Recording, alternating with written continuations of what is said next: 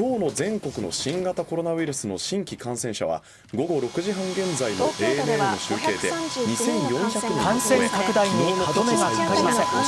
新規感染者数は過去最多となる見通しです。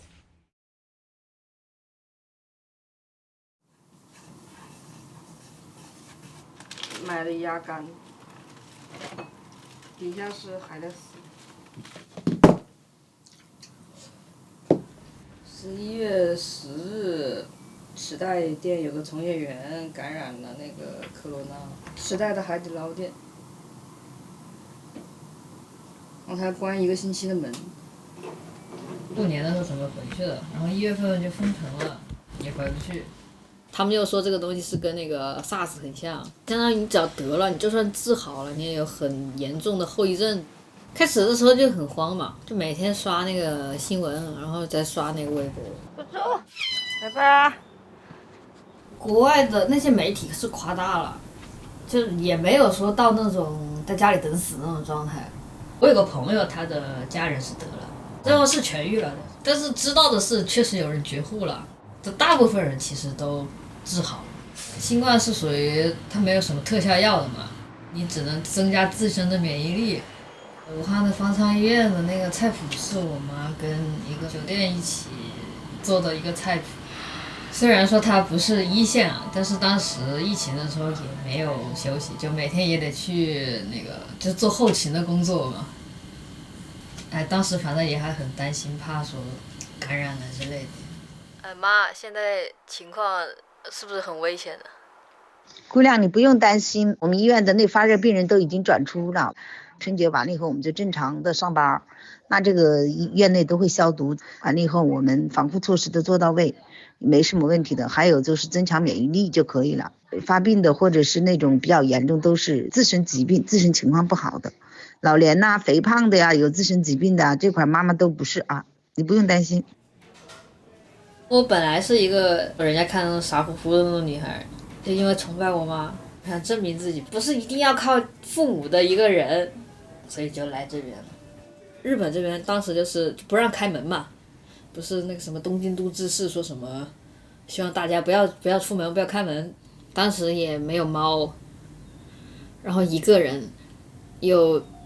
回不了家，考学又遇到挫折了，很无助吧那种感觉。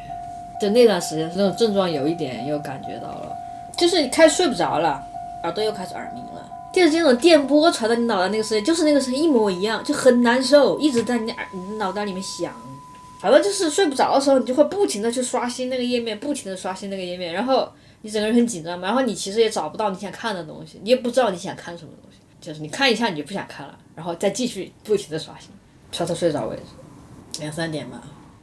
高中的时候，高一有点胖，那我记得当时我们那个班上有个女孩，她 QQ 间骂我，有几百个点赞，然后就因为这个事情之后，再没有人理我了。我也不知道为什么，我忘记他写了，因为我后来吃药的时候是有副作用的，你的记忆力会衰退的，有的东西都不记得了。就是我吃药之前的事情，很多事情我都不记得了，就我觉得很难受、很痛苦的事情。然后我当时最严重的时候就是窗帘全部拉上，白天也不开灯，那就躺床上躺一天，我也不吃饭。你的躯体会僵化的，就是我说的一动不动是真的在床上一动不动，你身上是硬的那种，就是你动不了。我会吃那个动作一直从早上到晚上，然后你耳朵有耳鸣声，你学不了，你那个状态就是你什么事情都干不了，你只能在那里躺着，就这样一直过了半年，休学了。我跟我爸妈说我受不了了，然后他们就不太信，把我带去那个我们那一个3甲医院的那个精神科去看了，然后他们才信了。我们脑子里缺少就是那种就类似于激素或者什么调节这个东西，正常人可能就想一下，然后可能这个脑子的某一部分开始运作，就过一下就好了嘛。我们可能就缺少这种能力，或者是缺少这种东西，才就是你没有办法去调节这种情绪，就是讨厌自己。我这个事情是你找不到理由的，有人就觉得是神经病的，挺多这种想法的，就是因为这也算个精神疾病嘛，看社会也把你当成一个神经病一样对待。当时我得病的时候，其实是很不好的一个状态。你像我的朋友，我说他们是朋友，他们其实有没有把我当朋友，我也不知道，就是那种莫名其妙的孤立你。以前就是你抑郁症嘛，你想你有个朋友，你很不容易，他们就是会利用你这点来从你这里拿东西。你知道他其实并没有平等的看你，觉得这是个救命稻草啊。就是你没有办法扣一个人带嘛，你就必须得跟人家玩，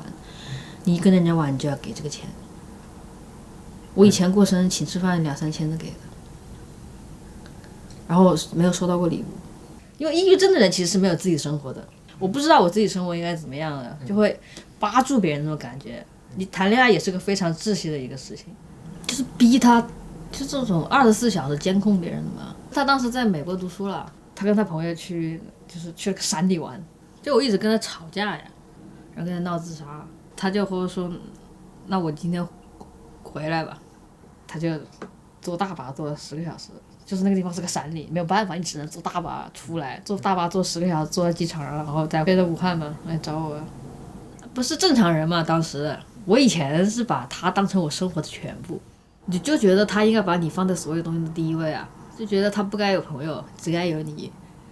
他跟我在一起，他很辛苦。抑郁症还有一个后遗症就是，它其实会让你变得比较冷漠。我真的对 QQ 的概念就是，万一得了，真的得了。死了我也无所谓，真的还是抑郁症更那个一点。2016年7月26日，我为你看过太多夜晚，看过3天5点的太阳。肾上腺素的疯狂逼迫我在夜里发疯，淌过4点暴雨里齐腰的洪水，在雨里只身走过，被孤独所包围。在被酒精所支配的夜晚里，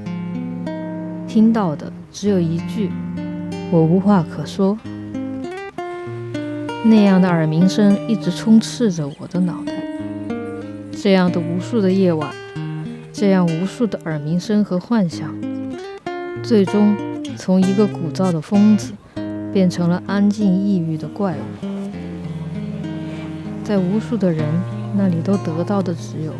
虚荣和无尽的孤独感。有了送玫瑰的人，却不再想需要这种垃圾。他们说我特别，和别的女孩不一样。我只是一个弱小又孤单的，游离于所有人的被看不见的人。自顾自地说着情话的他们，最终来了又走。曾经以为会很怕会在国外的夜晚一个人孤独地待着，后来发现在家里的充满安全感的夜晚，在 club 嘈杂的充满欲望的夜晚，在终于感觉到被亲人所爱着的夜晚，我依然听到了熟悉的耳鸣声。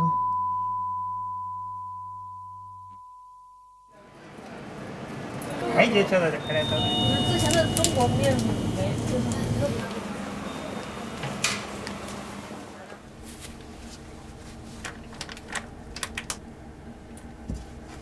就是在日本，你没有办法，你自己不逼自己去接受这个事情，去找解决方法的话，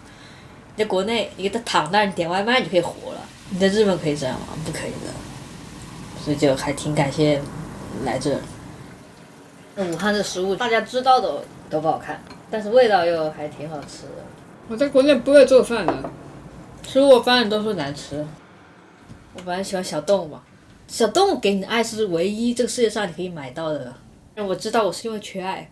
他会这样，那我就自己给自己买份爱嘛，挺好的呀。当时看到他的视频，一眼就相中了，很可爱呀，很小，就是猫猫舒服之后不会有咕噜咕噜的声音吗？它第一天就有咕噜咕噜的声音，然后就我觉得，哎呀，就两个人很合适嘛。它要爬到你旁边跟你睡觉，怕它压到它嘛，就感觉像养个小孩一样的。它是真的在陪伴你，好温暖。干嘛又咬妈妈干嘛？它就很爱你的感觉，你也可以感觉得出来嘛。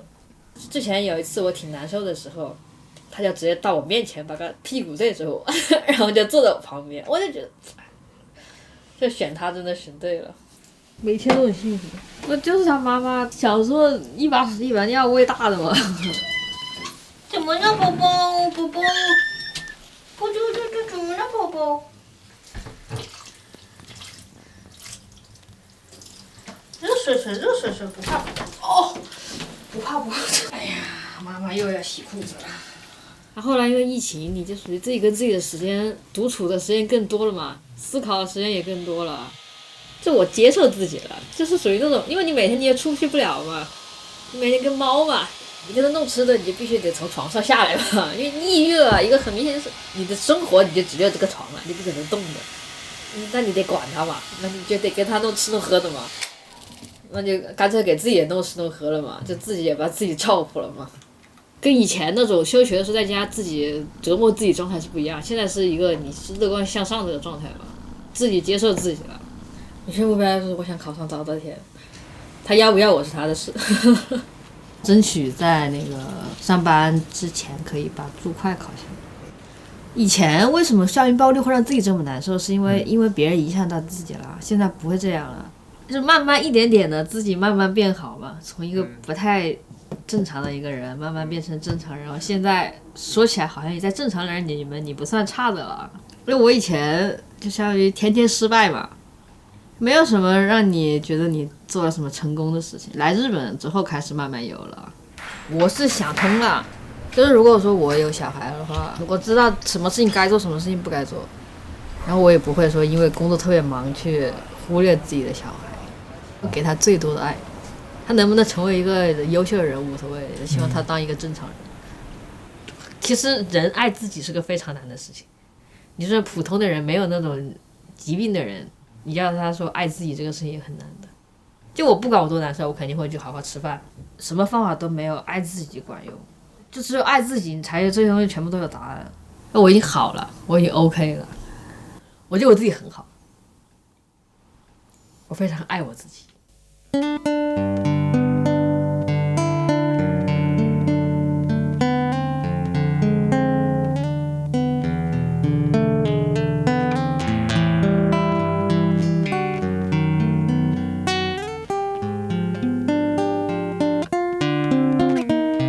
现在 Corona 还没有结束，如果结束有什么特别想要做的？